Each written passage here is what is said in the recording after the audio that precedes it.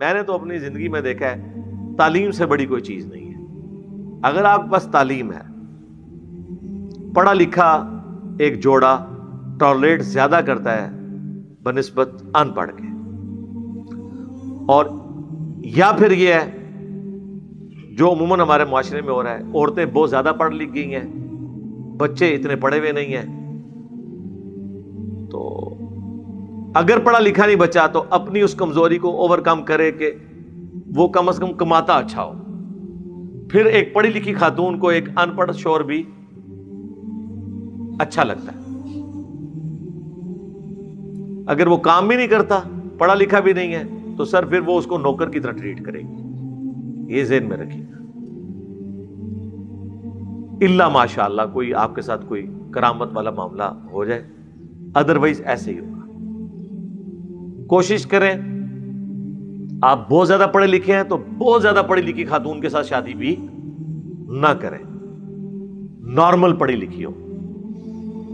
اس میں بھی بہت زیادہ نقصان ہو جاتا ہے پھر, اور بعد میں مصیبتیں کھڑی ہو جاتی ہیں.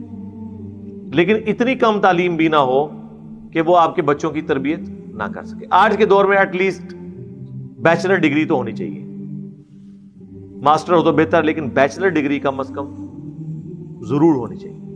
اور ایسی خاتون کے ساتھ شادی کریں ہمارے نوجوان جو ورکنگ لیڈیز نہ ہوں, اگر انہوں نے اپنے باقی معاملات کو ساتھ لے کے چلنا ہے.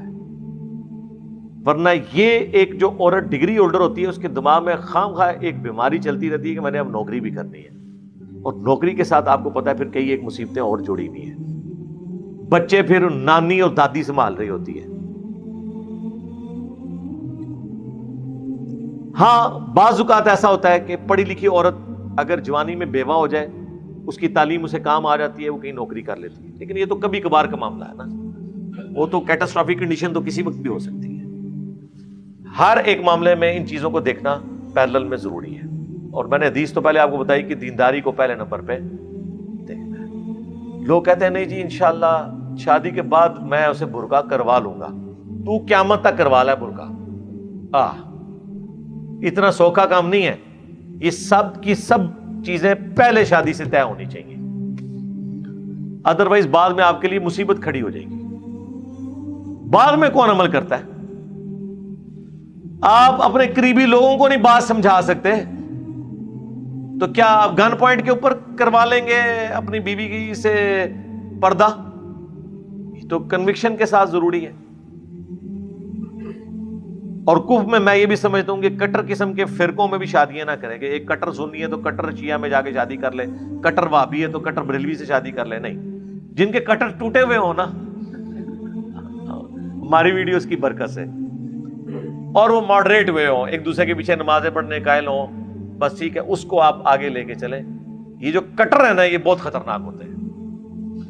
دو کٹر جب آپس میں ٹکرائیں گے ہاں تو دونوں ہی کٹ جائیں گے. اس لیے مہربانی کریں, یہ بعد میں یہ سارے معاملے نہیں دیکھے جاتے, یہ پہلے دیکھے جاتے ہیں.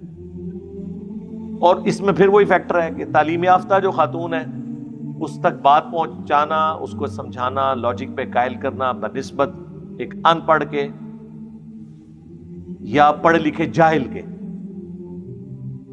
زیادہ آسان ہے. یہ پڑھے لکھے جاہل جو ہے نا یہ ان پڑھ جاہلوں سے بھی زیادہ خطرناک ہوتے ہیں, کیونکہ ان پڑھ جاہل تو کہیں خاموش ہو جاتا ہے, پڑھا لکھا جاہل خاموش نہیں ہوتا, ہر بات کا کوئی نہ کوئی جواب تلاش کرتا ہے. جس کی نمائندہ مثال وہ لوگ ہیں جو آپ کو ہفتے بعد ممبر پہ نظر آتے ہیں جمعے کے خطبے دیتے ہوئے. علماء یہ کتے کو بھی حلال کرنا جانتے ہیں, اور یہ فیکٹر ہر جگہ موجود ہے. پڑھا لکھا جاہل جو ہے وہ ان پڑھ جاہل سے بھی زیادہ خطرناک ہو جاتا ہے. اس کی سب سے بڑی مثال پڑھا لکھا جاہل ابو جہل بنا ہے, اور ان پڑھ وہ حضرت یاسر, حضرت سمیہ.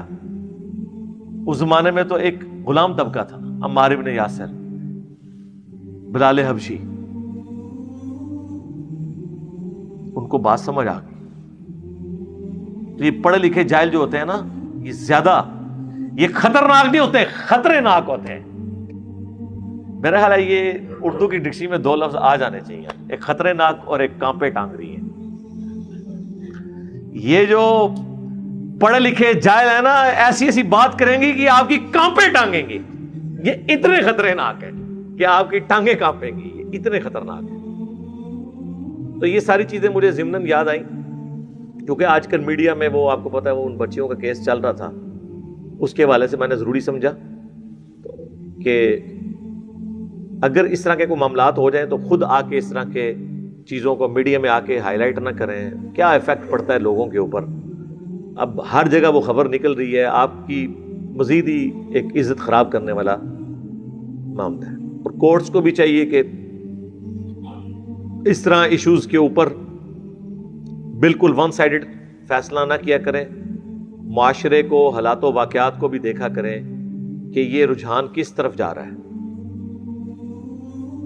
اور اس کے پیچھے بھی بزرگان دین کی خدمات ہیں جنہوں نے کورٹ میرج کو الاؤ کیا ہوا ہے. اور یہ میاں بیوی راضی کیا کرے گا قاضی. میاں بیوی راضی نا، لڑکی لڑکا راضی تو نہیں نا. میاں بیوی پہلے بن تو جائیں کسی آفیشیل طریقے سے. بس اس کی بنیاد کے اوپر چونکہ فقہ حنفی میں ہے کہ بغیر ولی کی اجازت کے آپ نکاح کر سکتے ہیں. کورٹ میرج اب پاکستان کے قانون میں اس لیے جائز ہے.